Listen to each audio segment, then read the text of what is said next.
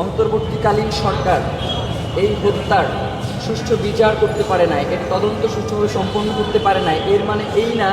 যে আপনি ক্ষমতায় এসে এই জায়গা থেকে এড়িয়ে যাওয়ার আপনার সুযোগ রয়েছে। বাংলাদেশে আপনি ক্ষমতায় এসেছেন, বাংলাদেশের একজন নাগরিক, ঢাকা ৮-এর একজন গুরুত্বপূর্ণ প্রার্থী, বাংলাদেশে আপামর জনসাধারণের কণ্ঠস্বর শহীদ ওসমান হাদির হত্যার বিচার আপনাকে নিশ্চিত করতেই হবে।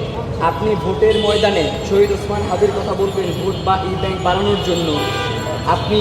নির্বাচনের আগে জনগণকে শহীদ ওসমান হাদির ব্যাপারে যে আবেগ, এই জন্য কবর জিয়ারাত করতে যাবেন, শহীদ ওসমান হাদির ব্যাপারে কথা বলবেন, কিন্তু তার বিচারটা চাইবেন না, এই বিচারিত হইতে পারে না। আপনাকে অবশ্যই একটা নির্দিষ্ট সিদ্ধান্তে আসতে হবে, এবং সেই সিদ্ধান্তটা হচ্ছে শহীদ ওসমান হাদিকে ধারণ করতে হলে অবশ্যই তার হত্যার বিচার নিশ্চিত করতে হবে। এবং অন্তর্বর্তীকালীন সরকার যেহেতু এটা বাস্তবায়ন করতে পারে না, আমরা আমাদের জায়গা থেকে অন্তর্বর্তীকালীন সরকারকে তো অবশ্যই দায়ী করব, এবং এই সরকারকে যদি দ্রুত সময়ের মধ্যে এটা বাস্তবায়ন না করে, তাহলে এই সরকারের সময়েও আমরা বিভিন্ন ধরনের আন্দোলনে অবতীর্ণ হতে বাধ্য হব।